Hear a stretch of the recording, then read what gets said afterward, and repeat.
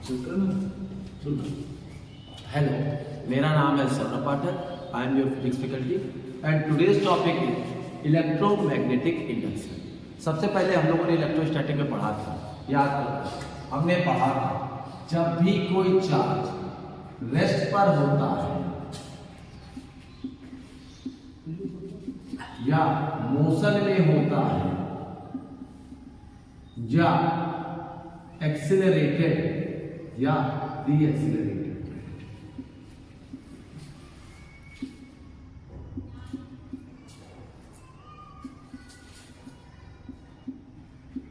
जब भी कोई चार्ज रेस्ट पर होता है तो प्रोड्यूस करता है इलेक्ट्रिक।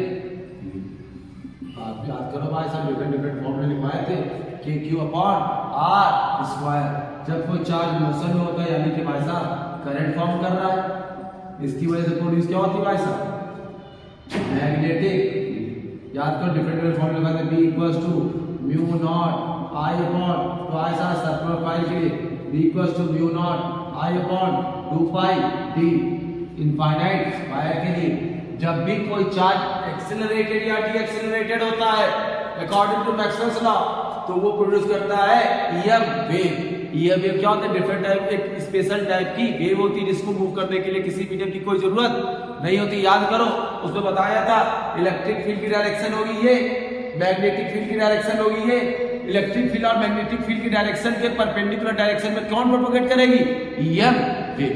अब सुनने वाली बात यह है भाई साहब कि जब हम लोगों ने गॉस लॉ पढ़ा था तो हमने क्या बताया था कि Gauss law states that electric flux passing through any closed surface is equals to 1 upon epsilon naught times the total charge enclosed in the closed surface। यानी भाई साहब हम लोगों ने लिखा था, याद करो, भूल गया होगा सब कुछ। सेम चीज है यहाँ भी, कुछ भी अलग नहीं है, बस ई की जगह बी आ जाएगा यहाँ पर। फाइव इक्वल्स टू क्या लिखा था भाई साहब वहां पर, ई डॉट बी, यहाँ पर डी ए क्या है भाई साहब, एरिया। यहाँ पे फॉर्मूला क्या बन जाएगा भाई साहब, इलेक्ट्रिक फ्लक्स। तो मैग्नेटिक फ्लक्स तुम्हारा बन जाएगा भाई साहब बी डॉट बी, या फिर भैया दूसरा फॉर्मूला बी ए कॉस। बहुत सही। यहाँ पर बी क्या है, मैग्नेटिक फील्ड, ए क्या है, एरिया ऑफ सरफेस, थीटा क्या है, angle between magnetic field and area vector of the surface. अच्छा, यानी कि मेरा मैग्नेटिक फ्लक्स की डिफिनीशन बनी कि magnetic field line basically energy है जो किसी सरफेस से पास कर रही है। चलिए भैया डेफिनेशन लिखेंगे, तो लिखना चालू करिए। The magnetic flux is the count of magnetic field line passing through any surface and it gives the idea of energy passing through any surface. लिख लिया भाई साहब, क्या लिखा, magnetic flux is the count of magnetic field line passing through any surface, it gives idea about energy crossing any surface। चलिए भैया कुछ question करेंगे। शाबाश शाबाश शाबाश शाबाश। पहला सवाल, इसका एरिया वेक्टर किधर होगा भैया, देखो ऊपर गॉस लॉ बताया था, इसका भाई साहब एरिया वेक्टर होगा दो, या तो इस तरफ और या। चलो भैया हमने माना इसका एरिया वेक्टर कौन सा है, ऊपर। चलो मान लो मैग्नेटिक फील्ड लाइंस इस तरीके से जा, वाह वाह वाह क्या बात है, पी ये वाला एंगल 37 डिग्री। अब बताओ भैया फाई की वैल्यू को क्या लेंगे सभी लोग, बी ए कॉस। बहुत सही, और ये आंसर, क्योंकि एंगल जो होता है हमारा थीटा होता है, ये सरफेस और मैग्नेटिक फील्ड के बीच का नहीं होता है। ये किसके बीच का होता है, theta, area vector and B के बीच का। तो भैया एरिया वेक्टर जा रहा है इस तरह, बोलो भैया, मैग्नेटिक फील्ड जा रहा है इस तरह, एंगल तुम्हारा ये वाला दिया है 37 डिग्री, तो भैया हम लोग को ये वाला एंगल लेना है, ये वाला एंगल लेना है, ये वाला एंगल लेना है सर, यानी फाई बराबर कितना आ गया BA cos 1। बोलो क्लियर है, बात समझ में आया? चलो एक और क्वेश्चन देखेंगे।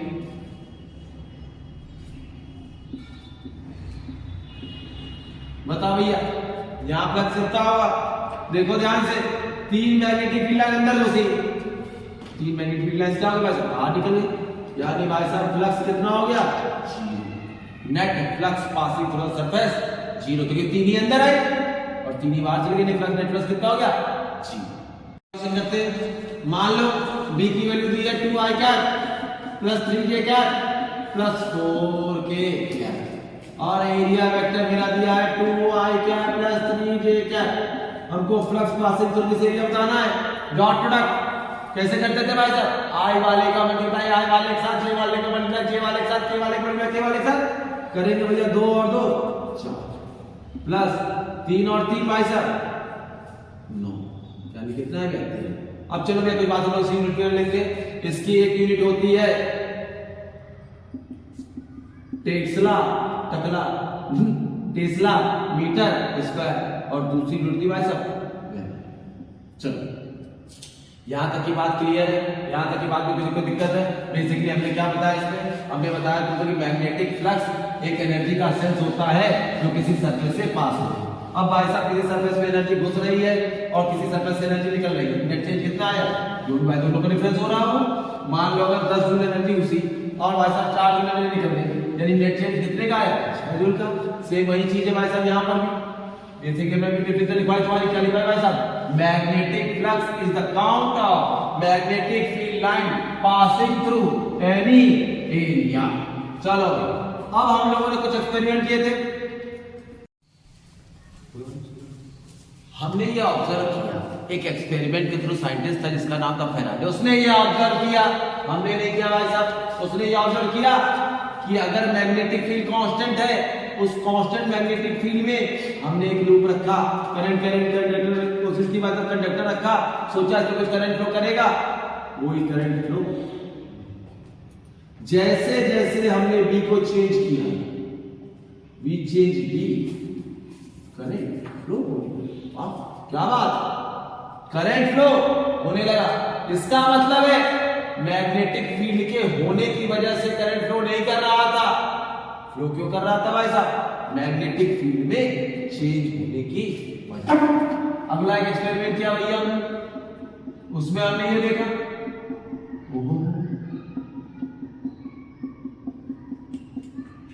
बी अगर कांस्टेंट भी है, इस लूप का एरिया चेंज होगा, area changes then also current. Okay, अब भाई साहब ने तीसरा किया एक्सपेरिमेंट, उसमें हमें लूप को घुमाना चाहिए।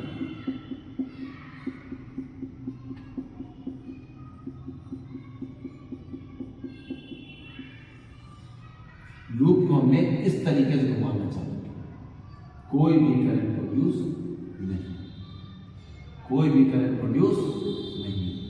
इसका मतलब भैया कोई बात नहीं, होता है कई बार फिल्म फेल भी हो जाती है। जब अगला एक्सपेरिमेंट किया बच्चों, हमने अब की बार लूप को इस तरीके से घुमाया, यानी कि लूप ये रखी थी, हम लूप को इस तरीके से घुमा रहे हैं। जब हम इस तरीके से घुमाते हैं तो angle between area vector and magnetic field changes. अच्छा, यानी अगर थीटा चेंज होगा तो भी करंट फ्लो कर रही है। इसका मतलब है हमको एक बहुत अच्छा रिजल्ट देखने में मिला। वो रिजल्ट क्या था, ध्यान से सुनेंगे। मैग्नेटिक फील्ड के होने से करंट प्रोड्यूस नहीं हो रही थी, मैग्नेटिक फील्ड के चेंज होने से करंट प्रोड्यूस हो रही थी। इसका मतलब ऐसा कि जब किसी कंडक्टर में या किसी कंडक्टर से पास होने वाला मैग्नेटिक फ्लक्स किसी क्लोज लूप में मैग्नेटिक फील्ड चेंज होगी तो करंट इंड्यूस होगा। जब एरिया चेंज होगा उस लूप का तो मेरी करंट इंड्यूस होगी, करंट प्रोड्यूस करेगी। और जब उन दोनों के बीच का एंगल चेंज होगा तो भी तुम्हारी करंट फ्लो करेगी। इसका मतलब है हमारा सिंपल सा एक नियम निकल के आया, याद करो बेटा, फाई इक्वल्स टू क्या बनता है मेरा, बी ए कॉस थीटा। यानी अगर बी चेंज कर रहे हो तब भी तुम क्या चेंज कर रहे हो, फ्लक्स चेंज कर रहे हो, एरिया चेंज कर रहे हो तब भी क्या चेंज कर रहे हो, फ्लक्स चेंज कर रहे हो, अगर थीटा चेंज कर रहे हो तो भी क्या चेंज कर रहे हो, फ्लक्स चेंज कर रहे हो। समझ में आया भैया? तो इसका रिजल्ट लिखेंगे हम लोग, अपनी अपनी भाषा में लिखेंगे। चलो बेटा निकालो, अब लिखना चालू करो। when there is a change in flux, when there is a change in flux linked with a coil EMF induced, उसको ना केस देना चालू करेंगे। Case 1, if magnetic field changes, magnetic field present नहीं, magnetic field changes, magnetic field changes, EMF, magnetic field changes, electric current flows. When area of conductor changes, current flows. When angle between area vector and magnetic field changes, current flows. चलेंगे, ठीक है, बात clear? एक बार देख लो, एक बार देख लो, एक बार देख लो, एक बार देख लो, एक बार देख लो, किसी को डाउट हो पूछ लो। चलो इसके आगे देखेंगे। चलो, अच्छा चलो, मान लो ये कोई सरफेस है जहां भैया इतने एरिया में मैग्नेटिक फील्ड प्रेजेंट। बोलो भैया जी, हमने भी बोला।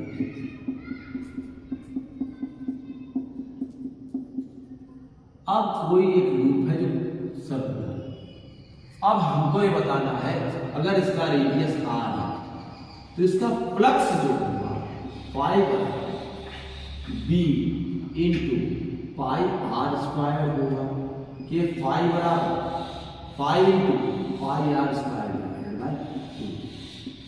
भैया मेरा एक बार देखना, क्या कंडक्टर के पूरे एरिया से फ्लक्स मैग्नेटिक फील्ड लाइन पास करेंगे? नहीं। कितने एरिया से पास करेंगे? सिर्फ इस वाले एरिया से। इसलिए हमको कौन सा एरिया लेना पड़ेगा भाई साहब? वो वाला एरिया जिससे मैग्नेटिक फील्ड लाइंस पास कर रही है। यानी ये वाला सवाल, ये वाला आंसर सही नहीं है। क्या है? ये सही है। चलो भैया अगला क्वेश्चन करते हैं। एक करंट कंडक्टर का एक लूप है जिसका रेडियस जो है ए है, एक छोटा सा इसके अंदर लूप है जिसके अंदर मैग्नेटिक फील्ड प्रेजेंट है अंदर के साइड। बोलो भैया, इसकी वैल्यू है बी, तो अब इसका वैसा फ्लक्स क्या है? Phi equals to B into pi a square, के phi equals to B into pi b square. अब देखो अगर इसका रेडियस देखो भैया, एनर्जी जो पास करे किससे पास करे? सिर्फ इस वाले एरिया से। इस वाले एरिया में भाई साहब कोई भी एनर्जी नहीं है, तो ये वाला ऑप्शन इससे गलत है और ये वाला ऑप्शन सही। भैया क्लियर है? मैग्नेटिक फ्लक्स क्लियर हो गया, एक्सपेरिमेंट क्लियर हो गया। अब इसके बाद नया टॉपिक चालू होता है जिसका नाम है लेंजेस। चलो एक बार क्वेश्चन आया, एक बार देख लो, किसी को डाउट हो पूछो। देखो हम लोग समझेंगे लेंस का मतलब लेंजेस। शाबाश, चलो अभी तक हमने ये बात समझी कि भाई अगर फ्लक्स में चेंज हो रहा है तो करंट प्रोड्यूस होती है। फ्लक्स में चेंज कितने तरीके से कर सकते हैं? 3 तरीके से कर सकते हैं। मैग्नेटिक फील्ड में चेंज करा दो, एरिया में चेंज करा दो, या फिर दोनों बीच के एंगल को चेंज कर दो। अब अगर ये करंट फ्लो करनी तो इसकी कोई डायरेक्शन होगी, वो डायरेक्शन हम लोग पता करते हैं लेंजेस का। पहले एक स्टेटमेंट लिखेंगे जो किताबों में लिखी हुई है, वही स्टेटमेंट अच्छे लिखेंगे, फिर उसको हम लोग अपनी आम इंडियन भाषा में समझेंगे। भाई साहब लेंज ने सबसे पहला जो नियम दिया उसने लिखा कि if there is a change in flux linked with current produce, the produced current flows in such a way that it opposes the cause which have produced it. क्या बोला भाई साहब? हमने बोला the current produced is flowing in such a way that it opposes the cause which have produced it. मतलब समझा भाई साहब कि जो करंट फ्लो कर रही है, प्रोड्यूस होने वाली जो करंट प्रोड्यूस हुई है वो इस डायरेक्शन में फ्लो करेगी कि उस कॉज का अपोज करे जिससे कि वो उत्पन्न हुई, प्रोड्यूस। चलो भैया देखेंगे। अच्छा मान लो भैया ये कोई यूनिफॉर्म मैग्नेटिक फील्ड, एक मैग्नेटिक फील्ड है जो अंदर की ओर यूनिफॉर्म नहीं है, ऊपर। अभी देखेंगे कैसे करेंगे आराम से भैया। एक क्वेश्चन करेंगे, दो क्वेश्चन करेंगे, उसी में लेंज लॉ को पूरा क्लियर कर देंगे। लेंज लॉ कोई टफ नहीं है, आसान है। ये हमने ये कंडीशन मान ली कि कंडीशन ये है कि P की वैल्यू यानी मैग्नेटिक फील्ड इस पर इंक्रीज कर दी, पावर से phi cos to B cos theta, इस केस में भी। तो भैया अगर P चेंज कर रहा है तो भैया मेरा फ्लक्स चेंज कर रहा है।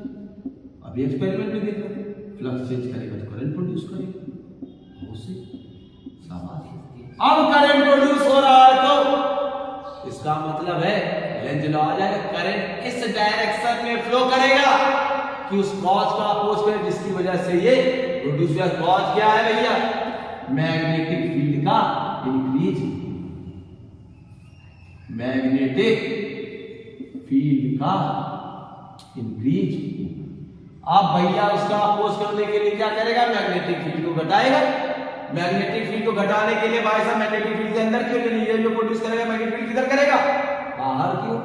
करंट भाई साहब मैग्नेटिक फील्ड है बाहर क्यों, यानी करंट भाई साहब क्लॉकवाइज या एंटी क्लॉकवाइज?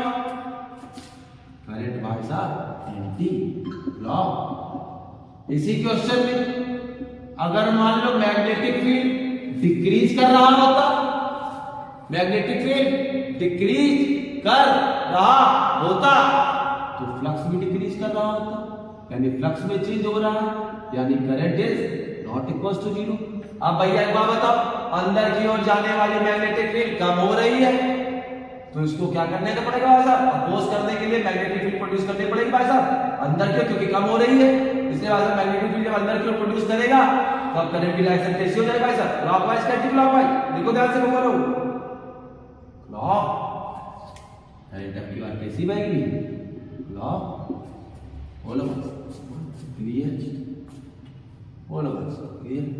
चलो एक क्वेश्चन और देख लेते भाई साहब, देखो एक क्वेश्चन और देख लेते हैं।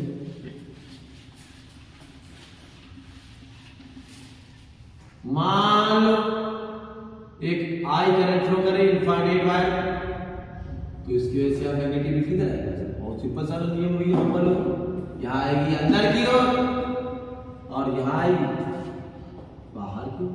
अब अगर करंट इंक्रीज कर रहा है तो मैग्नेटिक फील्ड भी इंक्रीज करेगा, मैग्नेटिक फील्ड इंक्रीज कर रहा है फ्लक्स भी इंक्रीज करेगा। इसका मतलब है अभी एक्सपेरिमेंट रिजल्ट करा है, when there is a change in flux linked with a coil, current produce.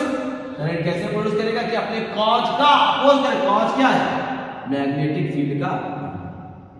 Cause क्या है? मैग्नेटिक फील्ड का बढ़ना। किस डायरेक्शन में? अंदर की ओर बढ़ना। तो भैया इफेक्ट क्या है? इसका अपोज करना पड़ेगा भैया, इसको B की वैल्यू को घटाना पड़ेगा। घटाने के लिए पहले मैग्नेटिक फील्ड के अंदर की ओर, तो अभी किधर प्रोड्यूस करेगा बेटा? बाहर की ओर। अगर बाहर ना होता तो तब ये प्रोड्यूस करता किधर की ओर? तो भैया मेरा बच्चा एक बात बताओ, मैग्नेटिक फील्ड बाहर की ओर तो भाई साहब करंट किधर आ रहा है? Anti clock. बोलो क्लियर? क्या ये बात तुमको समझ में आई? क्या ये बात तुमको क्लियर? चलो भैया एक और चीज बता, करंट इधर जा रही, ये कॉइल है, अब क्यों करंट की वैल्यू डिक्रीज कर। अब भैया देखो करंट इधर जा रही, यहाँ मैग्नेटिक फील्ड जाएगा अंदर की ओर, यहाँ मैग्नेटिक फील्ड जाएगा बाहर की ओर। करंट की वैल्यू डिक्रीज करेगी, कॉज क्या हो गया भाई साहब? मैग्नेटिक फील्ड का डिक्रीजमेंट, यानी कि भाई साहब फ्लक्स का डिक्रीजमेंट। तो कॉज क्या होगा? कॉज बना मैग्नेटिक फील्ड का कम। तो इफेक्ट क्या होगा? तो किधर क्यों जा रही मैग्नेटिक? बाहर क्यों? तो इफेक्ट क्या आएगा भाई साहब? लेंज लॉ उस कॉज का अपोज करेगा जिससे ये प्रोड्यूस हुआ है। तो क्या अपोज करेगा भाई साहब? यानी जो प्रोड्यूस मैग्नेटिक फील्ड होगी किधर होगी भाई साहब? डिक्रीज कर रहा है, यानी भाई साहब इसको इंक्रीज कराएगा। इंक्रीज करने के लिए किधर जाएगा भाई साहब? ऊपर, बाहर क्यों? किधर आएगा भाई साहब? Anti clock. बोलो भैया ये बात क्लियर है? यहाँ तक की क्वेश्चंस में किसी को कोई दिक्कत हो तो हमसे डिस्कस कर लीजिए।